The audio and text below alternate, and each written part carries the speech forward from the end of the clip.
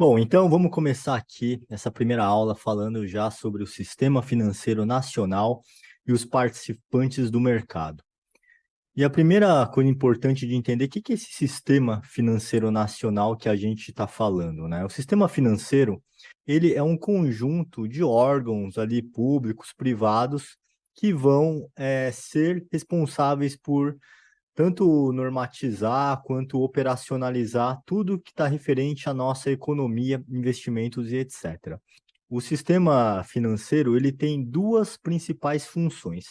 E a primeira dela é a chamada de intermediação financeira, onde ocorre um movimento, né, dos recursos financeiros, ou seja, do dinheiro, como a gente está enxergando aqui no meio, né, desse recurso financeiro que é o dinheiro, e ele passa do agente chamado superavitário para o agente chamado deficitário. Então, vamos dar um exemplo aqui. O agente superavitário, como a gente está vendo, normalmente ele é um banco, que é o que a gente mais conhece, mas ele pode ser diversas outras instituições. O que que é o banco? Por que que é superavitário? Porque ele dá crédito, ele tem dinheiro para emprestar. E você tem os agentes chamados deficitário. Imagina uma pessoa física que ela basicamente está contraindo dívidas do cartão de crédito. Toda vez que ela deixa de pagar esse cartão de crédito, ele vai gerar um parcelamento e vai gerar um juro em cima dessa dívida. Quem está dando esse empréstimo é o banco que emitiu o cartão. E por aí vai. Você precisa de dinheiro, por exemplo, porque você quer comprar um carro, só que você não tem a totalidade desse dinheiro. O que que você vai fazer? Você vai procurar um banco, que é um agente superavitário, né, por ter dinheiro, e você vai pedir emprestado o recurso que está sendo mostrado aqui nesse desenho. Então, esse é o primeiro, é a primeira função importante, né, desse sistema, é você prover quem não tem dinheiro você vai passar esse recurso. Então, o banco vai emprestar o dinheiro para quem não tem, e a partir disso, a gente vai ter o segundo objetivo principal. Então, imagina o seguinte, né? Antigamente, quando a gente não tinha esses intermediários ou não tinha tecnologia, era muito mais difícil de você fazer uma economia ela acelerar ou ela andar de uma forma um pouco mais fluida, né? Então, o que que são os serviços de gerenciamento de recursos? Tem o sistema de pagamento para transferência desses recursos e arrecadação de tributos. Tem os meios de pagamentos, todos eles, né? Cartão de crédito, débito, cheque, tudo que for de alguma forma que um serviço com intermediação de pagamento. Custódia de valores de bens e títulos. Então, imagina que quando você vai fazer, por exemplo, vai utilizar um cartão de crédito ou um cartão de débito. A gente não percebe, mas sempre que a gente usou um cartão de crédito, automaticamente teve um sistema mágico, né, tecnológico, que já falou com o banco e falou: olha, o CPF X ele está solicitando um pagamento, né, no restaurante, por exemplo, e ele vai pagar no crédito. Então, todo esse sistema já vai ver ali se isso é possível, se o crédito, se ele pode pegar crédito e por aí vai. Custódia de valores tem a ver com a custódia de títulos e bens, né? Então pode ser ativo financeiro, podem ser bens também. E você tem também os seguros para diferentes finalidades. O de automóvel é o mais conhecido, porque basicamente todo mundo que tem um carro tem um seguro de automóvel, o seguro saúde, que são os planos de vida, seguros de vida e etc. Antes de começar a explicar quem são os participantes que estão dentro dele, a gente tem que entender como que ele está presente na nossa vida, né? Como que acontece essa intermediação financeira dos agentes e quais são os usos. A gente tem quatro finalidades aqui dentro, né? Monetária, creditício, cambial e mercado de capitais. Então, vamos pegar o Paulo como exemplo. Ele tem uma loja de chapéus e ele acabou de abrir a sua pequena empresa. Normalmente começa de uma forma um pouco mais amadora, está aprendendo e tudo mais, mas de qualquer forma, por mais amador que seja, pequeno, ele vai utilizar o sistema monetário querendo ou não. Por quê? Porque para vender esses chapéus, basicamente ele precisa de fornecedores. Talvez um fornecedor que vai mandar um chapéu para ele, precisar de fornecedor de maquininha de cartão de crédito, que são as instituições. Então, tudo isso vai ter um custo para ele. E aqui dentro ele está usando o sistema monetário, é o chamado, é onde ele vai receber os Pix ou as TEDs, né, dos clientes, onde ele vai pagar os boletos e por aí vai. Então tem a ver com moeda, né, com pagamentos, recebimentos. E aí vamos imaginar que o Paulo ele começou a perceber que o negócio está indo bem. Para ele conseguir crescer um pouco mais rápido, ele vai precisar pegar algum empréstimo, porque os seus concorrentes também estão crescendo junto com ele, os concorrentes estão pegando empréstimo, estão conseguindo investir esse dinheiro, obter um lucro, pagar esse empréstimo que eles pegam e sobrar mais dinheiro. Então, para se manter competitivo, agora ele vai precisar pegar algumas linhas de crédito. Nisso você tem diversos tipos, né? Procura uma instituição financeira, ver o tipo de empréstimo que dá para fazer pelo seu tamanho para sua PJ, que é uma empresa, ver qual tipo de linha financiamento é mais atrativo e etc. Foi passando o tempo e ele cresceu mais. E aí, basicamente, vamos dizer que ele vai usar agora o sistema cambial, né? Por quê? Porque ele vislumbrou que se ele conseguir fazer algum tipo de exportação ou importação, ele pode importar, por exemplo, matéria-prima mais barata da China, e aí ele vai conseguir também criar um material de alto valor aqui dentro, e ele vai poder exportar também. Então, isso tudo pode ser uma via de mão dupla interessante, porque se ele está importando, provavelmente ele está conseguindo um valor mais barato para produzir chapéus de qualidade. E nisso ele pode tanto vender para o mercado doméstico, que é o Brasil, quanto ele pode exportar, dependendo, né, para outros países. Então, à medida que ele vai crescendo, ele começa a expandir também o leque de atuação e dentro do sistema financeiro. Agora ele já está pensando em importação e exportação, ou seja, remessa de câmbio, até que no último nível ele chega no mercado de capitais. Em vez de ele ir no banco, pegar um empréstimo e pagar uma taxa de juros, ele comece a acessar o mercado de capitais. Então, ele procura instituições financeiras.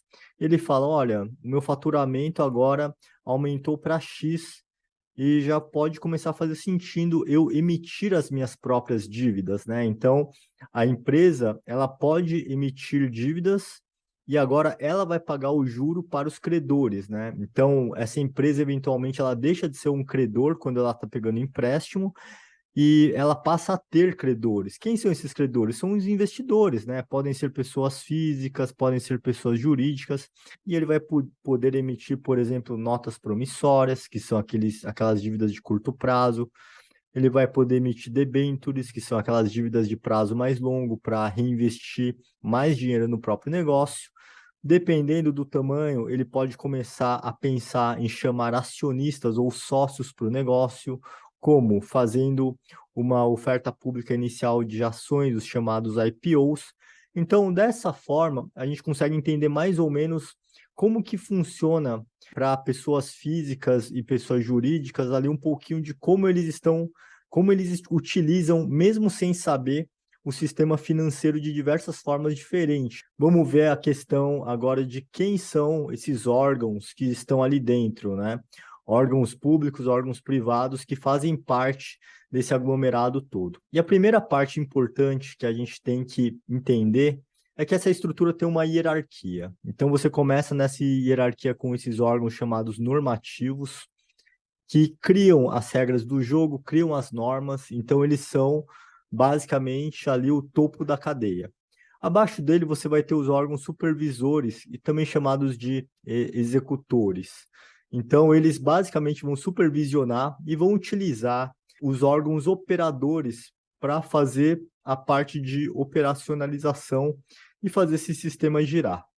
Os órgãos normativos, como a gente já disse, eles vão criar as normas e as regras. E aí você vai ter depois os órgãos supervisores que estão abaixo, que vão fazer valer essas normas e vão fiscalizar todas essas normas e regras. E por último, como a gente disse, esses supervisores vão utilizar os operadores, né, fiscalizar também eles, que são as instituições financeiras que vão fazer a operação, né, fazer essa parte de executar ali. Então, é sempre bom a gente lembrar dessa hierarquia. Na CPA 10 vai cair muita pouca coisa na parte referente à previdência do governo, né, INSS, esse tipo de coisa, mas eventualmente pode cair alguma coisa. mas o principal mesmo são esses que a gente vai apresentar. A gente vai ter o órgão máximo desse sistema, que é o CMN, é o Conselho Monetário Nacional. Então, o CMN, como órgão máximo, ele que vai estabelecer ali as regras para as instituições financeiras. E ele vai, e também, né, ele tem um papel muito importante, que é a definição da meta de inflação, por exemplo, do IPCA. E essa meta, ela vai ser perseguida pelo Banco Central, que está aqui embaixo, via política monetária. Então, o que está acontecendo nessa primeira linha? Você tem o Conselho Monetário Nacional, que é um órgão normativo, e ele basicamente vai ditar as regras do jogo para o Banco Central e para a CVM. E qual que é a diferença entre os dois? O Banco Central, ele vai ter como operador os bancos, então a gente conhece ali diversos bancos, né? Os principais nomes no Brasil hoje são o Itaú, Bradesco, Santander, as caixas econômicas, as cooperativas de crédito, como o Sicoob, institutos de pagamento, consórcios, corretoras e distribuidoras, né? Como a XP, a Genial, a Guide, e alguns deles também estarão dentro da CVM, porque a CVM vai supervisionar, por exemplo, as corretoras e distribuidoras de valores, que hoje tem o mesmo nome, né? Distribuidora ou corretora são basicamente as SCTVMs ou as SDTVM, têm a mesma função exatamente, são a mesma coisa. O diferencial é que a CVM também vai fiscalizar ou supervisionar a Bolsa de Valores, né, a B3. Então, tudo que estiver relacionado a empresas, SAs e coisas do tipo, vai estar dentro de CVM, que é o Conselho de Valores Mobiliários. E tudo que for instituição financeira ou financeiras, cooperativas de créditos, consórcios, vai estar embaixo do Banco Central. Um outro normativo que a gente já deve apresentar aqui no curso é o CNSP, que é o Conselho Nacional de Seguros Privados. Ele é um órgão normativo e também cria as regras ali para a questão de seguros, resseguradoras e coisa do tipo. Então, ele cria as regras, a SUSEP, que vai ser o órgão que vai supervisionar, é o órgão supervisor, Superintendência de Seguros Privados, e abaixo da SUSEP, ela vai utilizar, né, e supervisionar os operadores que são as seguradoras. Então, hoje a gente tem diversas seguradoras, né? Tem a Icatu, que é bem conhecida, tem a Prudential, enfim, as resseguradoras, as previdências abertas, que são muito utilizadas ali por investidores, pessoas físicas, para criar um adendo ao seu INSS, e os títulos de capitalização, que ficaram muito conhecidos no Brasil também. Bom, e agora vamos entrar no detalhe de cada um dos participantes do Sistema Financeiro Nacional, começando pelo CMN, que é o Conselho Monetário Nacional. Ele é o deliberativo máximo, ou seja, ele que vai editar as normas e as regras principais. Diretamente abaixo dele estão o Banco Central e a CVM, mas vamos entender um pouco da composição. Ele é composto pelo ministro da Fazenda, que vai ser o presidente do Conselho Monetário Nacional, e é importante a gente não confundir com o presidente do Banco Central, né, que no caso hoje é o Roberto Campos Neto. Então, é o ministro da Fazenda que é o Conselho Monetário Nacional. No caso, atualmente é o Haddad.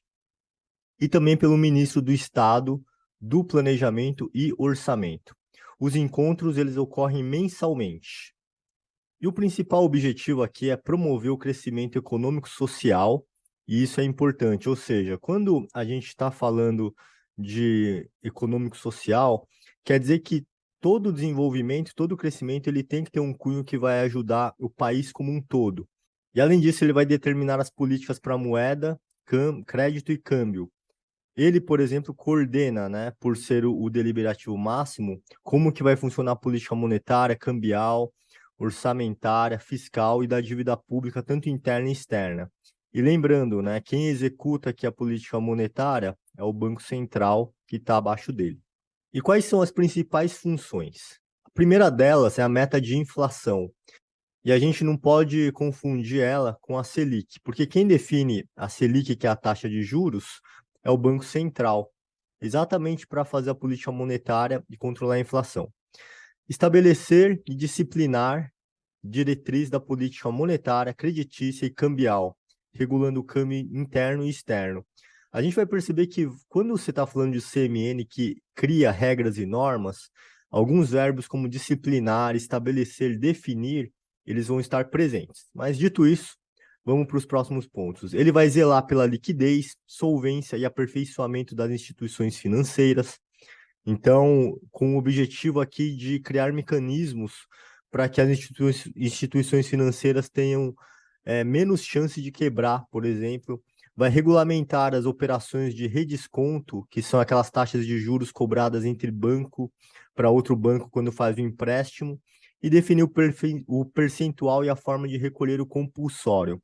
O compulsório, só dando aqui, a gente vai explicar mais tarde, mas é um percentual que todo banco obrigatoriamente tem que depositar todo dia no Banco Central para que diminua o risco de quebra. Então, imagina, se o banco captou 100 mil reais naquele dia e ele investe esses 100 mil reais e amanhã todo mundo quer pedir de volta e o banco não vai ter essa liquidez, ele pode quebrar. Então, se o Banco Central definiu 10% de compulsório, a cada 100 mil reais que ele recebe naquele dia, 10 mil reais tem que ir para o Banco Central como uma forma de proteção. E, além disso, ele vai fixar também as medidas de prevenção, correção, desequilíbrios econômicos, além de ter o poder de punir em caso de falhas administrativas nas instituições. Bom, agora que a gente já entendeu um pouquinho de como funciona o Conselho Monetário Nacional, que é o órgão normativo, vamos ver o principal órgão supervisor abaixo dele, que é o Banco Central. E é importante lembrar, está marcado aqui, o Banco Central, ele tem que assegurar a estabilidade de preços. Assegurar a estabilidade de preços quer dizer que ele tem que fazer com que a inflação, que é definida pelo Conselho Monetário Nacional, CMN, ele fique dentro da meta. Então, para isso, ele vai utilizar alguns instrumentos. Aqui a gente está vendo mais ou menos um nível hierárquico, e isso é importante, porque agora a gente vai definir também o que quer dizer autonomia e por que autonomia é diferente de independência. O Banco Central, atualmente, ele é uma autarquia chamada de especial, né? Por quê? Porque ele tem uma autonomia em relação a qualquer novo presidente, né, da República. Mas isso não significa que ele é independente a isso. Por que que ele por exemplo, não tem independência? Porque ainda quem vai nomear todos os 8 diretores e o presidente do Banco Central vai ser o presidente da República. Então, cada vez que o presidente da República entrar, ele vai nomear e o Senado vai aprovar. E é por isso que ele tem essa questão de dependência, né? Ele não é independente. E agora a gente vai entender o que é essa autonomia, né? Vamos pegar aqui um exemplo de 2018. Vamos andar aqui numa linha do tempo 4 anos para frente. Então a gente está falando de 2022, 2019, 2020 e 2021 até chegar a 2022. A partir do terceiro ano de mandato, que seria 2021, começa a vigência do presidente do Banco Central, que foi eleito em 2018. Imagina que em 2018 entrou um presidente da República aqui, e esse presidente da República ele indicou para o Senado quem seria o novo presidente do Banco Central. Uma vez que o Senado aprovou, esse cara aqui, ele vai começar a ter o mandato em vigência só em 2021, no caso. Então, ele vai ter uma autonomia independente da mudança de governo que vier em 2022. Porque a partir do terceiro ano, que é 2021, para o presidente do Banco Central vai se criar uma nova linha do tempo.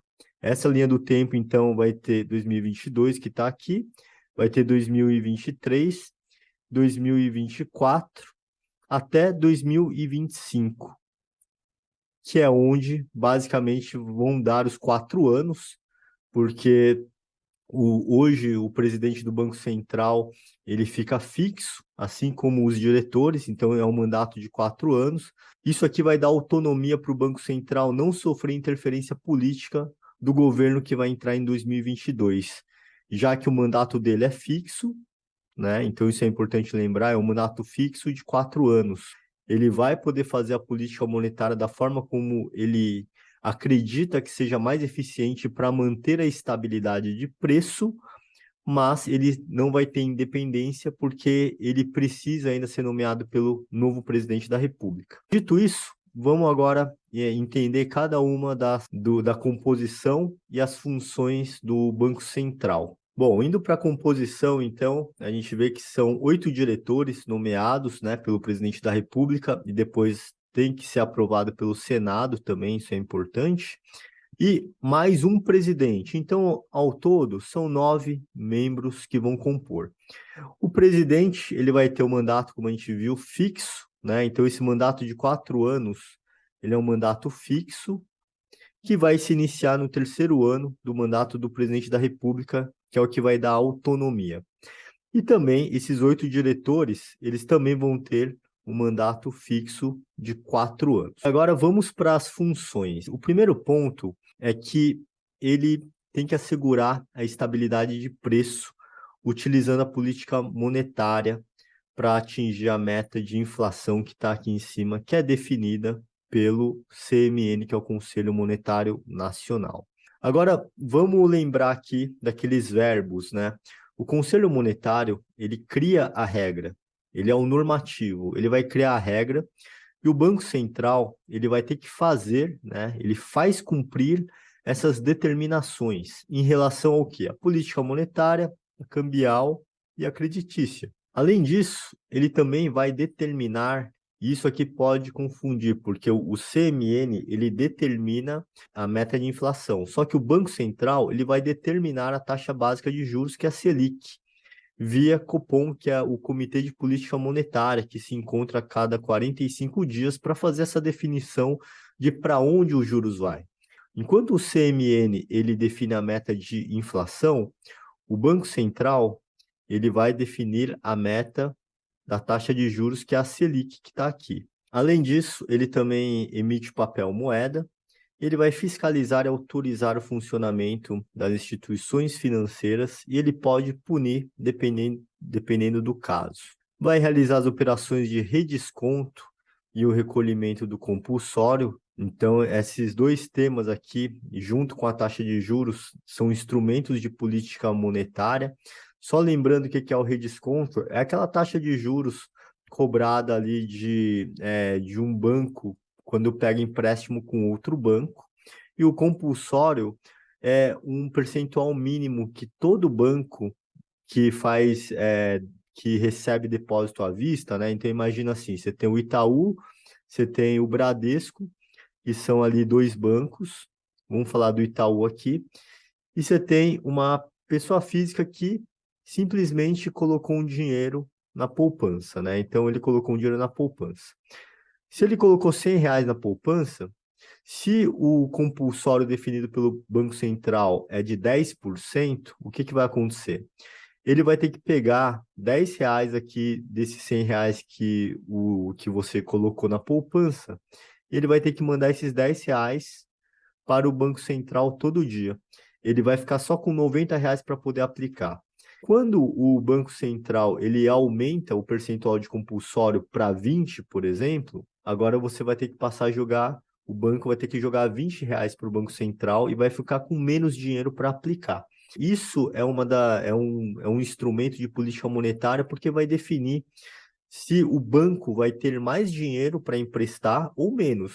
É muito melhor o banco ter R$ 100 para poder emprestar e cobrar um juro alto do que ele ter 80, por exemplo. Isso ajuda a tirar o dinheiro da economia e assim você faz com que a inflação tenda a ficar mais controlada, porque se o banco tem menos dinheiro para emprestar, a pessoa não vai conseguir pegar o crédito tão fácil.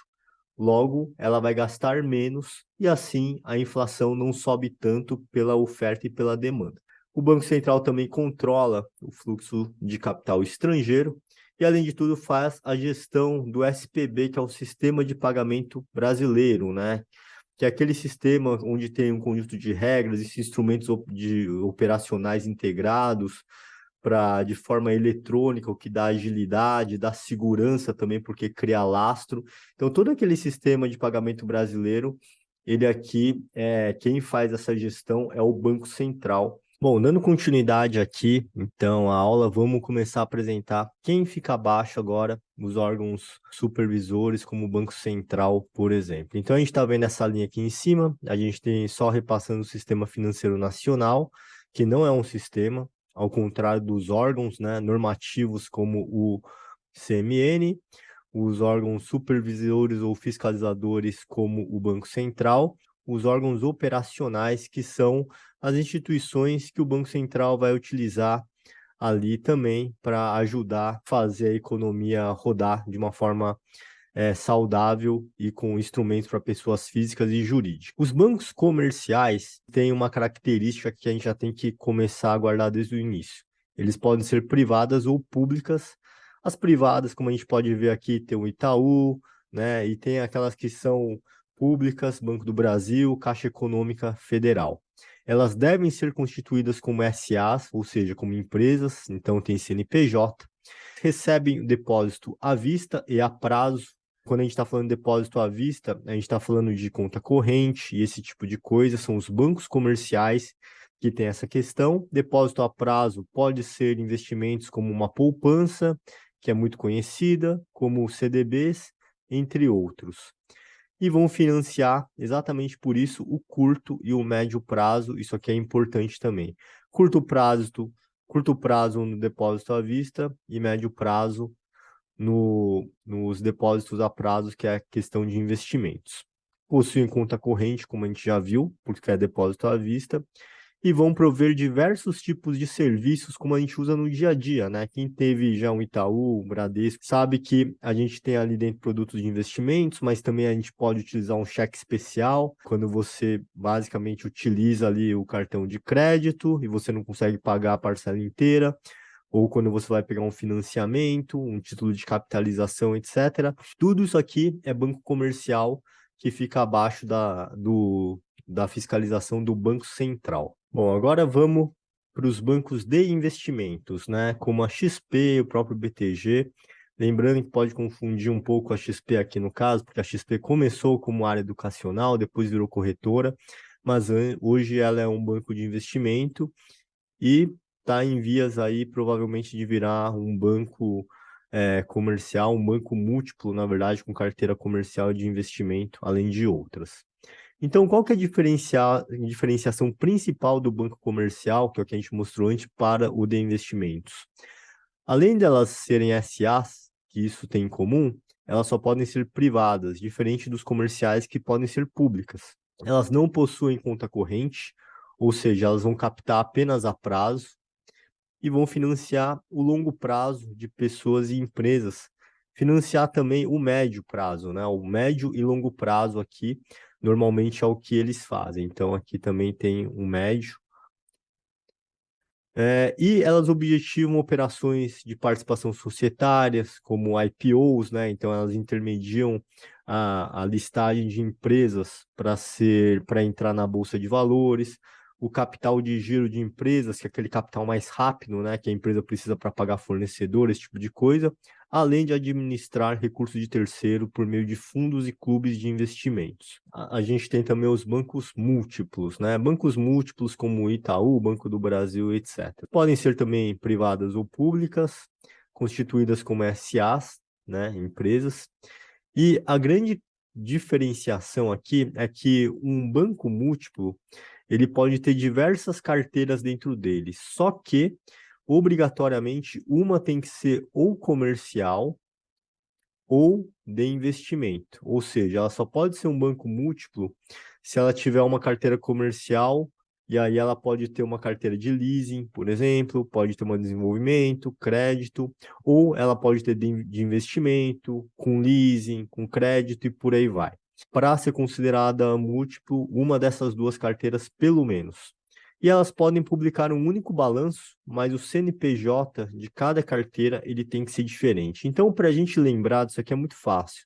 Já que é um único balanço, basta a gente lembrar de um desenho de um balanço mesmo, né? Aqueles balanços ali que a gente pendura na árvore. Isso aqui é uma forma muito fácil da gente decorar, porque muitas vezes a gente confunde. Poxa, será que são dois balanços e um único CNPJ? Não. Então, nas cordas aqui você vai ter um CNPJ para uma carteira, outro CNPJ para outra carteira e apenas um balanço. Agora vamos falar do outro órgão que fica abaixo da regulação do Banco Central. Então, só repassando aqui, a gente sabe que o CFN é aquele sistema, né, onde a gente tem basicamente todos aqueles órgãos normativos, supervisores e operadores. Abaixo dele, o órgão máximo, que é o CMN. Um dos principais órgãos que vai ficar abaixo do normativo é o Banco Central, que vai regular, além dos bancos múltiplos, bancos comerciais, bancos de investimentos, também as chamadas SDTVMs ou SCTVMs, que são as distribuidoras corretoras.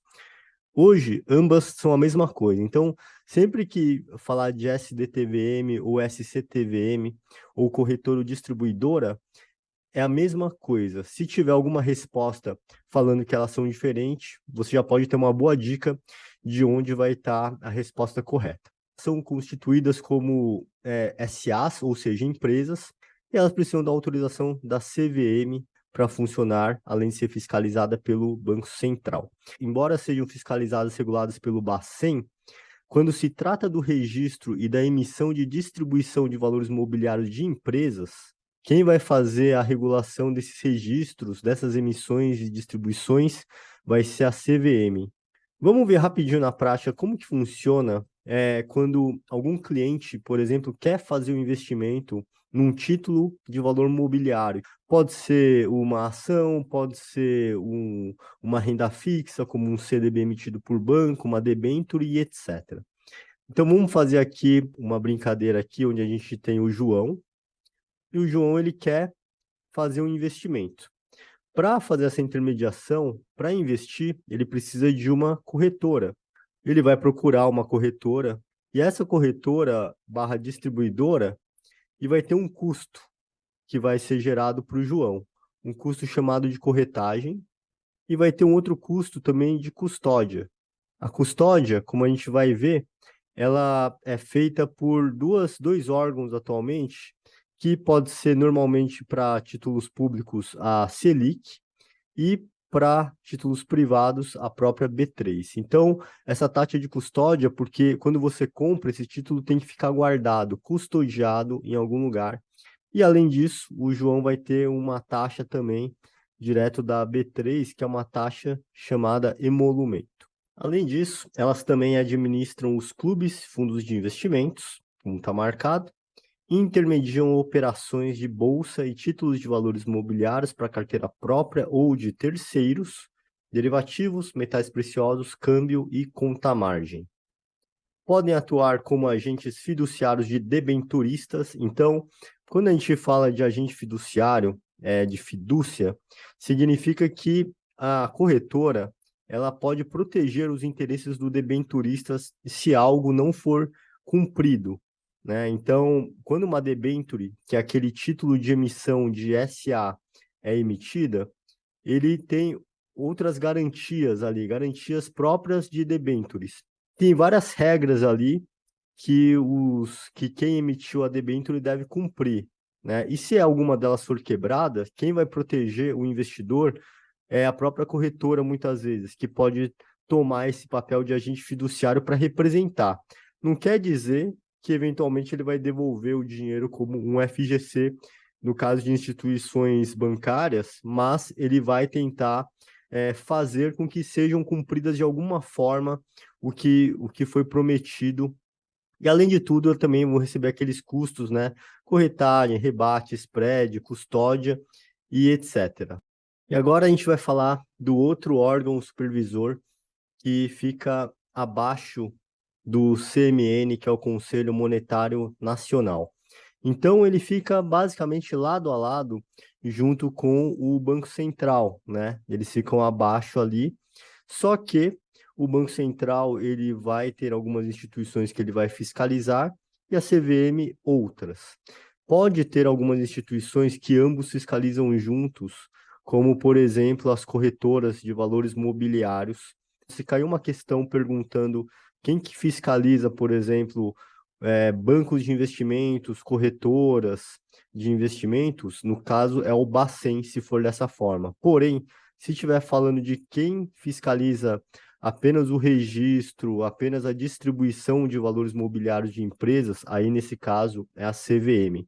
As principais funções delas estão ligadas ao mercado de valores mobiliários, principalmente de empresas.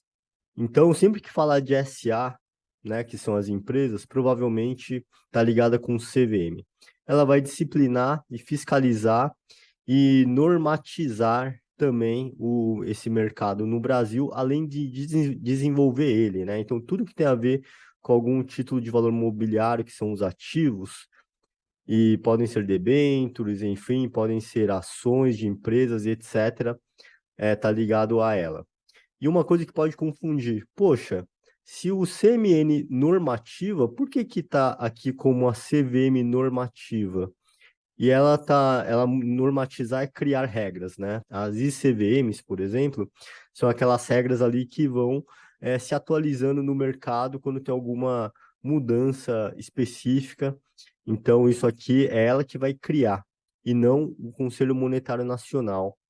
E a CVM pode normatizar ou criar essas regras por um motivo, porque ela também é uma entidade autárquica especial. Significa que ela tem vínculo com o Ministério da Economia, por exemplo, né? Ela é vinculada, mas ela tem uma independência administrativa e os outros membros se enquadram naquela questão do regime fixo, então eles entram e ficam por um prazo já definido. Agora vamos falar um pouco da composição. São 4 diretores, todos também nomeados pelo presidente da República e devem ser aprovados pelo Senado posteriormente, e um presidente com mandato de 5 anos. E a última parte se refere às principais funções, né? Então, ela vai estimular a poupança dos investidores para que esse investidor vá se desenvolvendo em termos de educação financeira e comece a investir em outros ativos e também no mercado acionário, que é um mercado considerado ali de renda variável e de risco mais alto, além de assegurar o funcionamento das bolsas, balcão e futuro, e proteger os investidores. Ela vai fiscalizar o registro, a emissão e a distribuição de títulos emitidos por SAs abertas, que são as empresas. E lembrando aqui, quem regula a instituição corretora, né, ou seja, quem vai regular a instituição é o Banco Central, mas quando estiver falando sobre o registro, a emissão e a distribuição dos títulos de valores mobiliários, é a CVM. Ela vai fiscalizar as atividades e serviços do mercado de valores mobiliários, investigando, punindo descumprimentos e fazendo cumprir práticas comerciais equitativas, ou seja, ninguém vai ter vantagem sobre outro investidor, tem que ser igualitário, além de coibir fraudes, manipulações que criem condições artificiais de demanda, oferta ou preço de valores mobiliários do mercado. Bom, agora vamos falar da B3, tanto da bolsa quanto do balcão, e ambas são reguladas pela CVM, então a gente vai apresentar aqui abaixo. A B3, ela é uma SA de capital aberto e ela você pode operar ela, né, dentro do ticker B3SA3 no home broker, por exemplo. O home broker, só lembrando, é aquele sistema onde o investidor ele pode comprar e vender ações diretamente, né? Então, uma das características já está aqui, ela mantém ambiente e sistemas de negociação eletrônica, onde instituições habilitadas negociam esses títulos, valores mobiliários e derivativos. Duas coisas importantes, hoje a B3, ela basicamente faz tudo, né? Antigamente você tinha a Bolsa de Mercadorias e Futuro, que era a BMF, você tinha a própria Bolsa à vista, então o que operava aqui é ações, e você tinha também a CETIP, que basicamente era uma tipo de uma clearing house, né? Custodiante ali, fazia a custódia. Mas tudo se juntou e hoje a gente tem apenas a B3, que faz tudo isso ao mesmo tempo. Tem uma outra diferenciação interessante também, que são os balcões, né, no caso. E o que que são esses balcões, na verdade?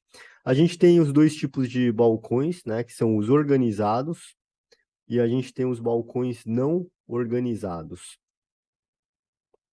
Por que que a gente tem a diferenciação do que operar na B3, quando a gente pode pegar via home broker, e a gente tem ativos que a gente só pode negociar nos balcões, como a gente chama?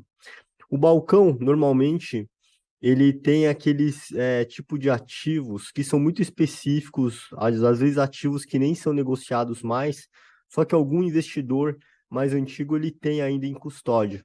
Então, o que que ele vai fazer? Ele quer negociar esse ativo ou ele quer comprar de outro. Ele vai procurar a corretora que vai fazer essa intermediação para ele acessar o balcão. E aí ele vai falar: olha, a gente consegue comprar o ativo X, que tem uma liquidez muito menor, ou seja, são uma quantidades muito menores, muitas vezes tem um valor alto também. Então você não consegue negociar direto pela B3, mas você pode acessar via balcão, organizado ou não, né? Então, qual que é a diferença de um balcão organizado para o não organizado? É só o sistema que vai utilizar. Se for o organizado, vai ser pelo sistema hoje chamado SomaFix, é dado pela própria B3, né? Então, você vai utilizar aqui o sistema dentro da B3, e se for não organizado, você não vai ter esse acesso dentro utilizando a SomaFix. E também, na B3, os ativos normalmente têm mais padronização, então você tem uma liquidez maior, você consegue operar ali via corretora diretamente. No balcão, normalmente há um acesso, né? Você liga ali para o seu corretor, dentro da corretora, e vai perguntar que tipo de ativo que tem, ou se você quer vender um ativo específico, para ver se alguém quer fazer a compra desse ativo diretamente no balcão. Outra característica também é que a negociação na B3 ela vai buscar sempre a melhor formação de preço em tempo real, e isso vai dar mais transparência para o mercado como um todo. Ela vai atuar também como central depositária de ativos e como contraparte central, né? A contraparte central é aquela garantia de operações. Se um lado está comprando, o outro está vendendo. Então ele tem que garantir que isso vá acontecer. Quem compra vai conseguir comprar efetivamente o ativo e vai recebê-lo, e quem vendeu vai receber o dinheiro. Isso é a tal da contraparte central. E também atua como clearing house, que são aquelas câmaras de compensação, liquidação, custódia de títulos privados, né? Que é a antiga CETIP no caso. E ela é diferente, como a gente está vendo aqui, da Selic, que também é uma clearing house, faz essas compensações de liquidação, só que normalmente de títulos públicos federais. E a B3 faz essa compensação de títulos privados. E agora a gente vai falar do outro órgão normativo que anda em paralelo junto com o CMN, né? Embora o CMN ele seja o órgão máximo, a gente tem ali andando lado a lado com ele outro normativo que se trata dos seguros privados, o CNSP, ou Conselho Nacional de Seguros Privados, e normalmente é uma questão muito fácil de acertar na prova. O normativo do CFN que fixa as diretrizes de seguros privados, além de regular, constituir e fiscalizar as sociedades seguradoras de capitalização, entidades abertas de previdência privadas, corretoras de seguro e resseguradoras, basicamente é o CNSP. Se cair alguma coisa, vai estar ligado a isso, né? Quem vai criar as normas para isso aqui vai ser o CNSP. E agora, apresentando quem está abaixo dele. Então, a SUSEP é uma autarquia federal vinculada ao Ministério da Economia. Ele vai controlar e fiscalizar aqueles mercados de seguros, previdência aberta, resseguro e capitalização. Basta guardar esses 4 tópicos. O CNSP ele vai normatizar ou criar as regras, quem vai fiscalizar e controlar vai ser a SUSEP. Ambima, Associação Brasileira das Entidades dos Mercados Financeiros e de Capitais, e também é responsável pelas provas de certificação da CPA 10. Então é importante a gente conhecer alguns tópicos aqui que podem eventualmente cair em termos de conceitos. A Ambima, ela representa, ela autorregula as instituições do mercado de capitais, bancos, administradores, gestores, etc. Ela dispõe da autorregulação de ofertas públicas de títulos de valores mobiliários, e é muito importante aqui frisar que ela não substitui a regulação da CVM, mas ela vai complementar essa regulação. Significa que se tiver alguma coisa que a CVM diz, a Anbima ela não vai se opor, não vai contradizer. Embora a Anbima seja uma autorregulação, as instituições financeiras elas podem se associar, né? Se associar a ela ou não. Quem se associar vai ser meio que obrigado a seguir as regulações. Quem não se associar, mas quiser seguir as regulações mesmo não estando associado, ela pode fazer, até porque são boas práticas que estão sempre em desenvolvimento. E ela subdivide as atividades em 4 partes para aquelas que escolhem se associar ou seguir as diretrizes, né? Que vai ser o de informar, ou seja, por meio de relatórios, estudos, rankings, preços e índice, entre outros tipos de informações relevantes para o mercado financeiro e de capitais para os associados, sempre vai ter alguma atualização, seja em termos de regulação ou outros estudos. Ele vai representar também as instituições para tentar, de alguma forma, aprimorar o setor. Então, quem está associado vai ser representado pela Anbima, vai seguir as diretrizes, educar por meio de certificações financeiras, que é exatamente o que a gente está fazendo nesse curso. A gente está estudando, a gente está tentando tirar certificações para sermos profissionais mais qualificados e também para poder ter o alvará ali para trabalhar com um determinado tipo de público. E autorregular por meio dos códigos de autorregulação e melhores práticas que a gente vai apresentar aqui. Continuando, então, vamos para o código de programa de certificação continuada. Como o próprio nome já diz, a gente está falando de certificação, profissionalização do mercado, e é tanto responsabilidade das instituições financeiras quanto também do próprio profissional. Então, o que diz esse código para quem está associado ou não está associado e quer segui-lo? O código promove os padrões elevados de conduta de profissionais que estão certificados. Quais são essas condutas e o que o profissional não pode? Não pode ter sido inabilitado para o exercício do cargo em instituições financeiras e outras entidades autorizadas pelo Banco Central, CVM, SUSEP ou Previc. Ele não pode ter tido sua autorização para o exercício de atividade cancelada, suspensa ou cassada. Ele não pode ter sofrido uma punição definitiva nos últimos 5 anos por atuação como administrador ou membro de conselho fiscal de entidade sujeita a controle e fiscalização dos órgãos reguladores mencionados. Quando a gente vê qualquer tipo de código, a gente tem que levar em conta sempre o bom senso. E também qual que é o título do código. Se está falando de certificação continuada, claramente, se o profissional está inabilitado, se ele sofreu uma punição definitiva nos últimos 5 anos, atuando como administrador de carteira, ou teve a sua autorização de atividade cancelada, suspensa ou cassada, obviamente que isso aqui pode causar um risco de imagem para a instituição financeira. Então, ele tem que tentar inibir de alguma forma. Então, as instituições que não descumprirem esses códigos, né, não seguirem, ou caso os profissionais dessa instituição façam, vão estar sujeitas ao quê? Uma advertência pública, tem um risco de imagem alta, né? Por quê? Porque ela é pública. Uma multa de até 100 vezes a mensalidade recebida pela Anbima, que também, considerando ali uma instituição financeira, assim, parece branda, e o desligamento da própria Anbima. Então, isso tudo, na verdade, não é nem uma questão de parecer branda ou não, mas é uma questão de que tem um risco de imagem muito alto caso aconteça algum dos tópicos mencionados, e por isso são restrições importantes quando se refere à certificação continuada.